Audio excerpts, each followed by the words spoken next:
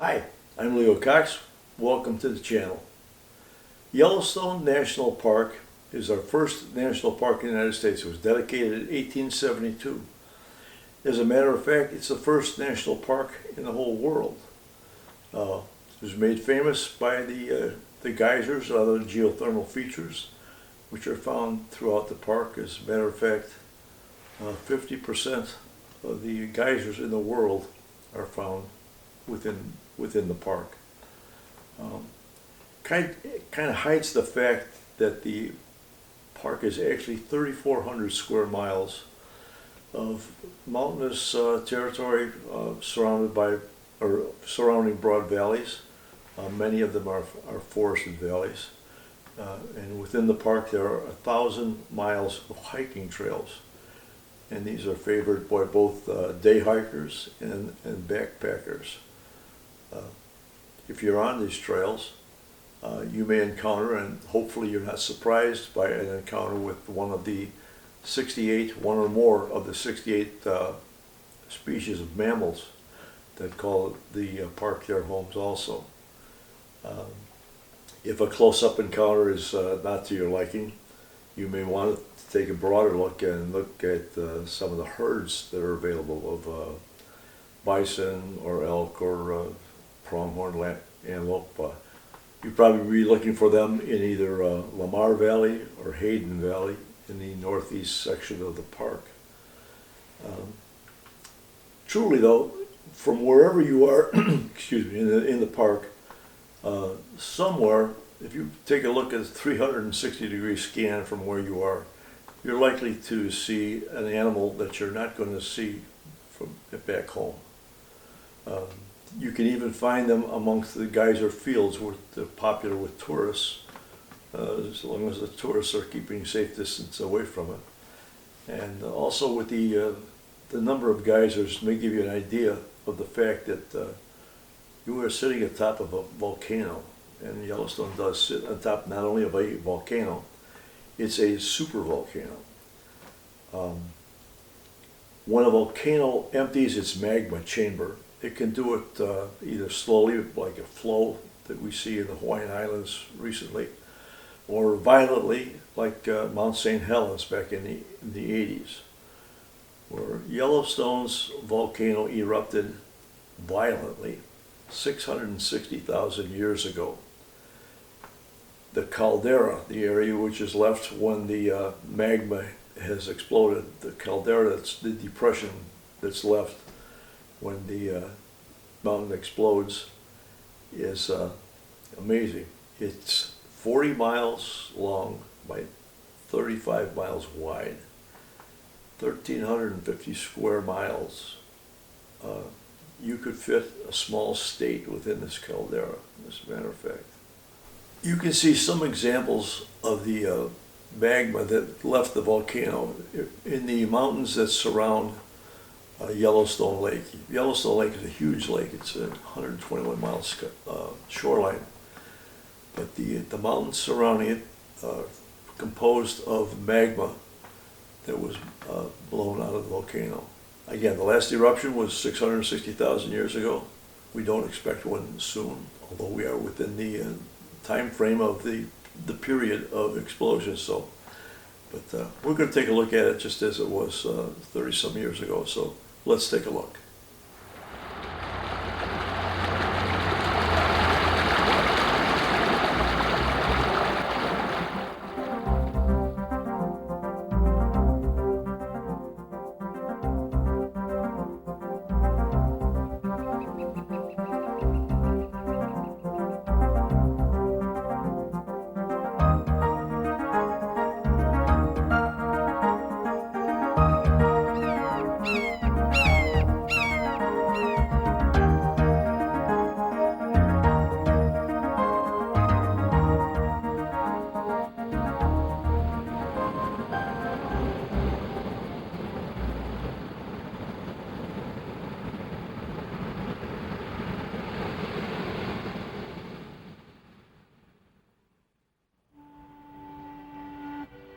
More than a century ago, the great American westward migration extended throughout the far reaches of this magnificent continent.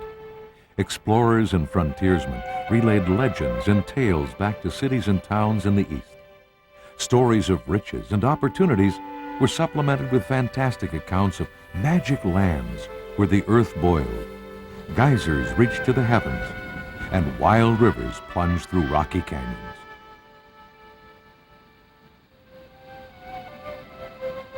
Soon pioneering photographers and landscape artists brought back images of this strange land.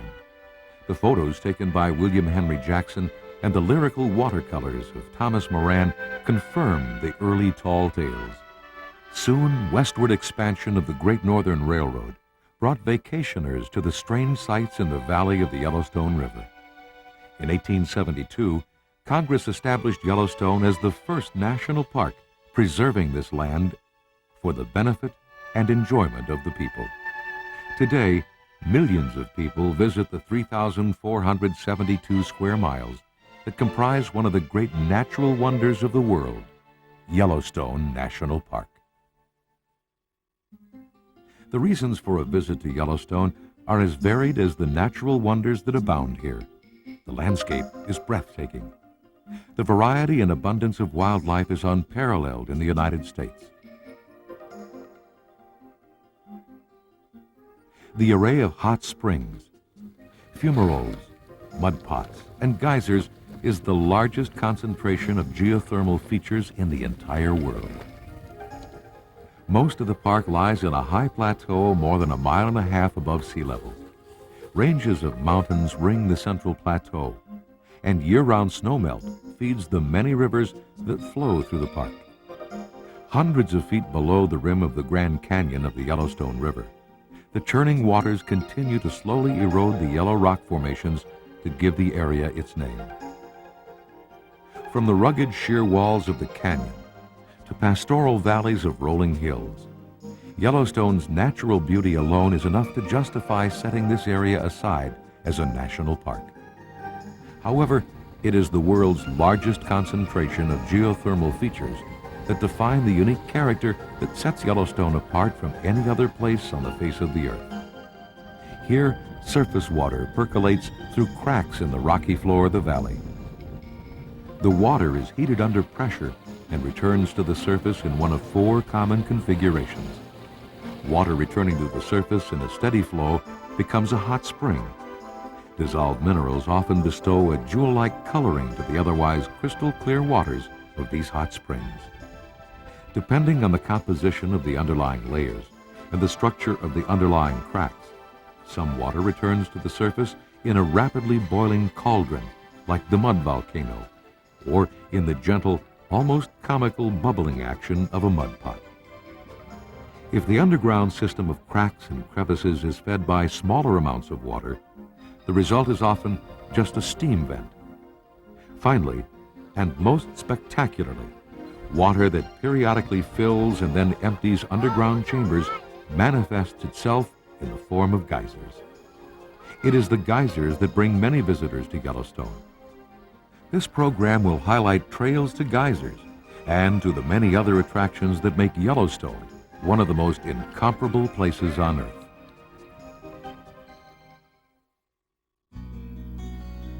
Yellowstone is a vast wilderness. Here, visitors can easily encounter a variety of wildlife unlike any other in the continental United States. The magnificent sight of a regal bull elk feeding along the banks of a clear mountain stream is one of the more memorable scenes in nature. The other abundant large animal in the park is the bison, an enduring symbol of the Old West that is making a comeback within the borders of Yellowstone. At one time, there were less than 50 bison in the park.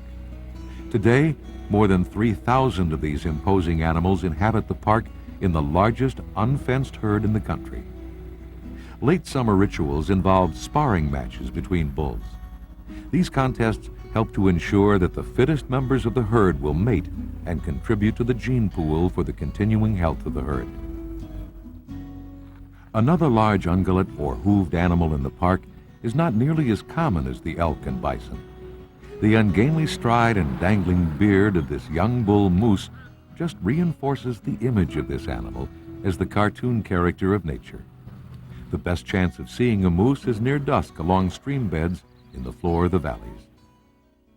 Mule deer range throughout the park, usually feeding in fields near the edges of forest cover. The dry prairies of the northern edge of the park are home to small herds of graceful pronghorn antelope. Coyotes range throughout the park, feeding on small animals such as mice and voles. Coyotes can be distinguished from wolves, which have been recently reintroduced into Yellowstone, by their smaller size, approximately half the size of a wolf, the long pointy ears and muzzle, and the characteristic dark-colored tip of the tail. The bird population includes small birds common to the Rocky Mountains, such as this Clark's nutcracker, which, as the name suggests, uses its long bill for cracking open seeds and nuts. Visitors can easily observe blue herons stalking the edges of ponds and streams, and watch for white pelicans cruising the air above the waterways around Yellowstone Lake. This pair of large brown birds are immature sandhill cranes, one of America's largest birds. When fully mature, their wingspan will reach 80 inches. Another larger and much rarer bird is the trumpeter swan. Yellowstone is one of the few homes of this magnificent bird. The mature white female feeding in the Madison River is nearly surrounded by immature birds, identified by their gray plumage and multicolored beaks. When fully grown, these beautiful waterfowl feature a wingspan of more than 90 inches. The best way to see the variety of wildlife that makes Yellowstone such a special place is by leaving your car behind and hiking the hundreds of miles of trails that traverse the park. A note of caution, however: bears can be encountered anywhere in the park. This young grizzly is feeding just a few hundred yards from Canyon Village. Always check with rangers for current information on bear safety. Believe it or not, these cute bear cubs can represent a serious threat to an unsuspecting hiker. The cubs themselves are not the problem. The problem is present in the form of the cub's mother, a mother that is never far from her cubs. An unsuspecting hiker that finds himself in between a mother and her cubs is a hiker in an extremely dangerous situation. Be alert at all times. Self-guiding nature trail booklets are available for all of the hikes described in this program. Many of these trails are the focus of group hikes led by park naturalists. The first hike will begin in the Mammoth Hot Springs area near the north entrance to the park. Here, an entire mountainside is being transformed by limestone deposits called travertine. Travertine is merely limestone that is dissolved in waters that percolated down through an ancient system of cracks and crevices. These acidic waters carrying dissolved limestone are forced back to the Earth's surface by convection, resulting from the intense heat of molten magma located far below the Earth's surface. The Terrace Nature Trail begins at Liberty Cap, the cone of a long, dormant hot spring. The harder mineral deposits around the mouth of the spring withstood the forces of erosion that carried away softer material that surrounded the cone. The trail ascends a steep, paved path as it skirts the deposits of the lower terraces. A boardwalk section of the trail takes hikers across the flat travertine surface that forms the top of the lower terraces. The boardwalk continues as a series of stairways and ramps past the steam-shrouded surfaces of Minerva Terrace.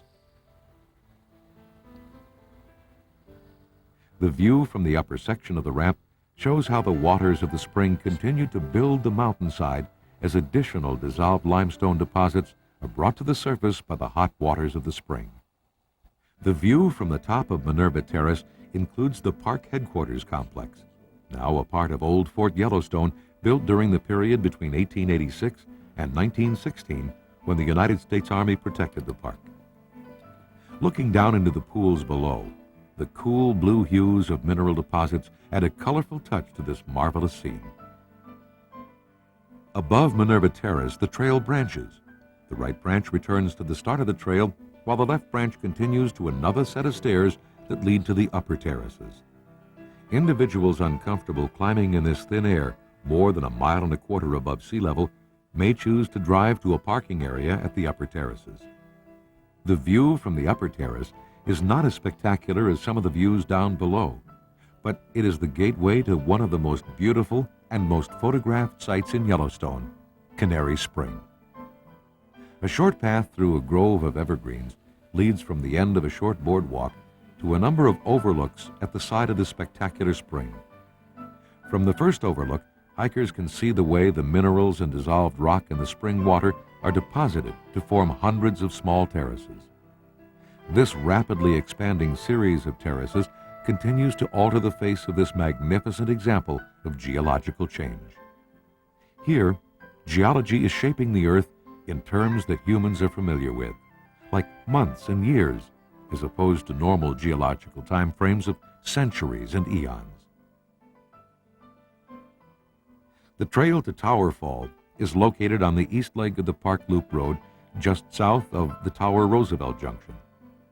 There are two options here, either a short 100-yard walk to an overlook at the level of the top of the falls, or a 1-mile round trip with an elevation change of 200 feet to a viewpoint at the base of the falls.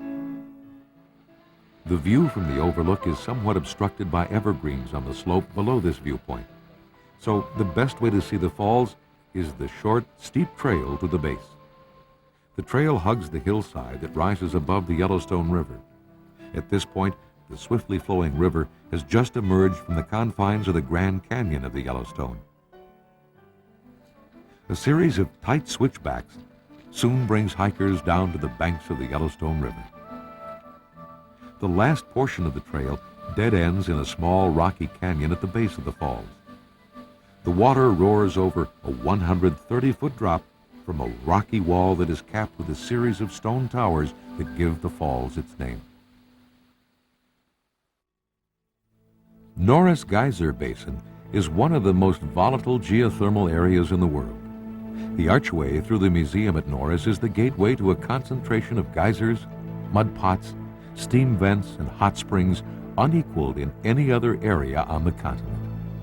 A series of trails and boardwalks covering a 2.25-mile round trip will take hikers to all the features of the two major geothermal areas at Norris, Porcelain Basin and Back Basin.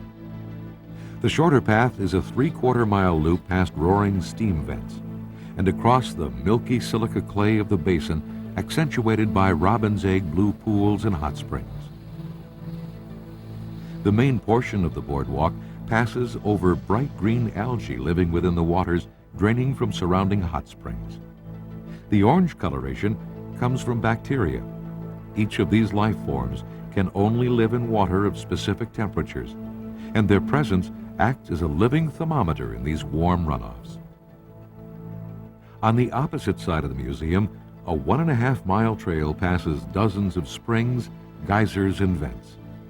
The first large spring is Emerald Spring, a 27-foot deep pool of 195 Fahrenheit crystal clear, deep green water.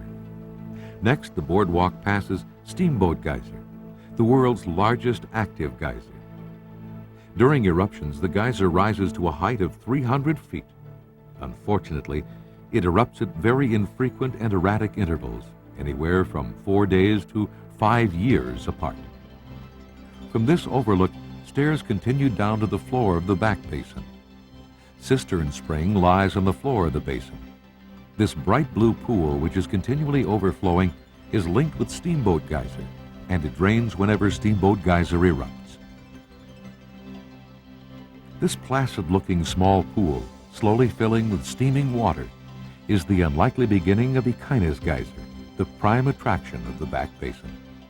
As soon as the pool fills with water, a more violent reaction begins, signaling the start of another crowd-pleasing eruption. Each eruption is approximately 10 minutes in length, and the interval between eruptions is quite short, usually every 30 to 75 minutes. Visitors on boardwalks and benches surrounding the geyser watch as clouds of steam interspersed with 50-foot-high bursts of water erupt into the air. The loop trail continues beyond 80's Geyser, past steam vents with steady streams of vapors spewing into the air, boiling, clear water hot springs that add a faint sulfur odor to the basin, bubbling muddy cauldrons carrying dissolved rock and clay from far beneath the surface, and still another hot spring that leaves a white deposit of minerals on surrounding trees, giving the trees a unique frosted look. Old Faithful, the most famous geyser in all the world, lies in the area known as the Upper Geyser Basin that is located near the southwest corner of the park. Prior to eruptions, visitors can gather on benches surrounding the cone of Old Faithful for a talk by a park naturalist. This brief discussion explains the forces of nature that lead to the geothermal activity that is responsible for this famous geyser. At varying intervals that usually average 75 minutes apart, the thin wisps of steam become mixed with spurts of boiling water before the geyser begins a full eruption. These eruptions rise between 1 and 200 feet and last anywhere from 1.5 minutes to 5 minutes. During these crowd-pleasing displays, thousands of gallons of superheated water are discharged from the underground reservoir feeding Old Faithful. There's much more to the Upper Geyser Basin than Old Faithful. A 3-mile round-trip hike on a handicapped accessible trail and boardwalk takes visitors to a number of other fascinating geysers and pools. A sturdy bridge carries hikers across the Firehole River, which remains ice-free during winter months because of the hot water runoff that feeds the stream. A paved portion of the trail leads across a broad meadow to the distant geysers of the Giant and Grotto Geyser Group. Watch carefully, and you may get a glimpse of wildlife such as this marmot scurrying alongside the trail.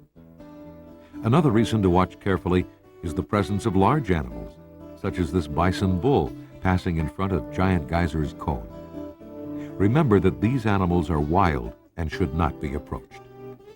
A branch in the boardwalk leads up to the partially collapsed cone of Giant Geyser, which is dormant most of the time. The boardwalk portion of the trail ends at Morning Glory Pool. The ring of brown and green bacteria around the pool is the result of a slowly falling temperature caused by vandalism that occurs when objects such as coins or rocks are thrown into the pool. Return to the trailhead via a loop that passes Grotto Geyser, a geyser with a weirdly shaped cone that erupts approximately 1/3 of the time, but only to a height of 10 feet or so.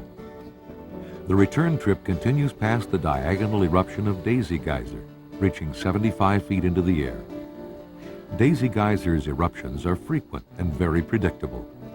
Timetables for this geyser and many other principal geysers in the Upper Geyser Basin are available at the information booth back at the Old Faithful Visitor Center.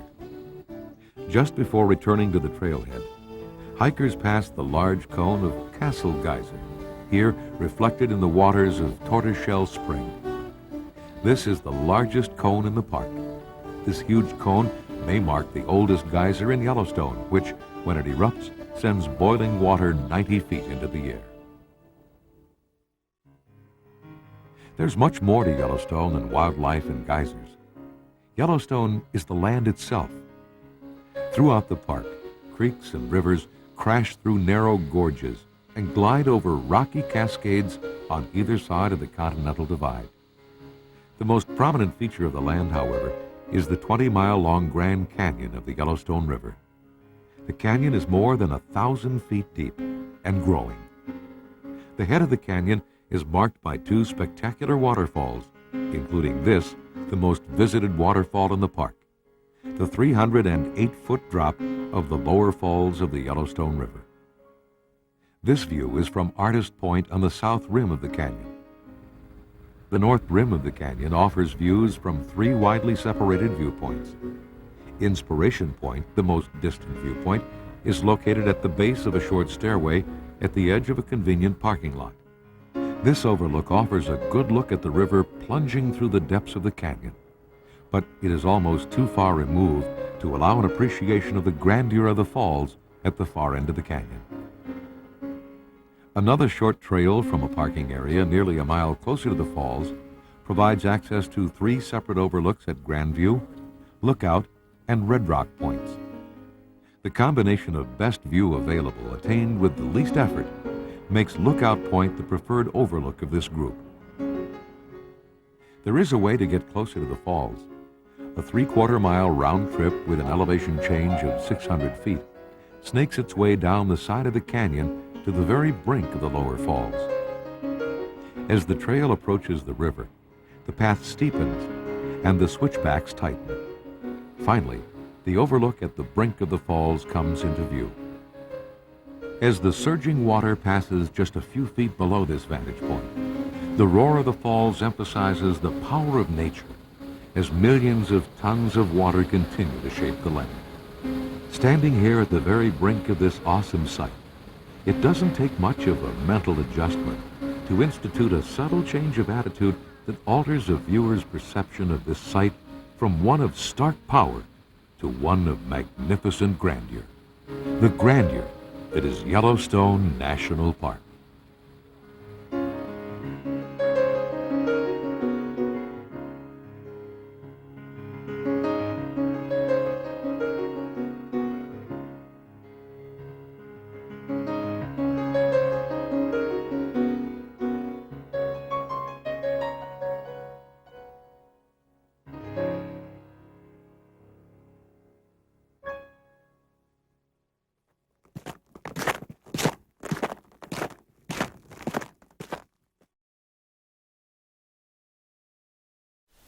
If you enjoyed this program, hit the like button and subscribe so you don't miss the rest of the series.